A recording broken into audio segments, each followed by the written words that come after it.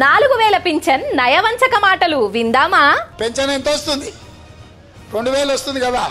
వచ్చే నెల నీకు 4000 నీ ఖాతాలో పడతాయి. డిసెంబర్ 9 నాడు పెద్దమ్మ 2000 కాదు, ఇందిరమ్మ రాజ్యం వచ్చి నీకు 4000 రూపాయల పెన్షన్ వస్తుంది. ఎవరిని అడుక్కునే పని లేదు. ఇంతకుముందే సీన్ చెప్పి నీ మనోడు వచ్చి నీ కాళ్ళు ఎత్తుతాడు, పెట్రోల్కు 500 1000 ఇయ్యమని. సాల్సాలే నీ గారడి మాటలు, ఆపు నీ నరుకుడు మాటలు. 100 రోజులకే మీ వంకర బుద్ధి తెలిసింది. చెప్పి 4 నెలలైంది. ఆ 4000 దేవుడెరుగు, వచ్చే 2000కే చక్కగా దిక్కులేదు. అందుకే పేదల కోసం కొడుకు మీదనో కోడల మీదనో బిడ్డ మీదనో అల్లుడి మీదనో ఆధారపడకుండా మందు గోళీలు కొనుక్కోవాలనుకున్నా, మనవాడికి చాక్లెట్ కొనియాలన్నా ప్రతి నెల 4000 రూపాయలు నీ ఖాతాలో వేసే బాధ్యత సోనియమ్మ తీసుకున్నది.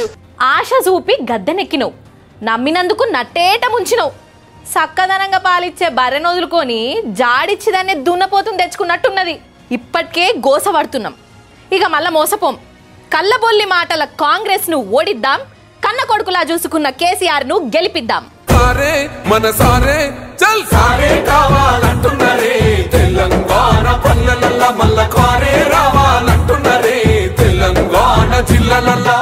కారు గుర్తుకే మన ఓటు. జై తెలంగాణ, జై కేసీఆర్. జై తెలంగాణ.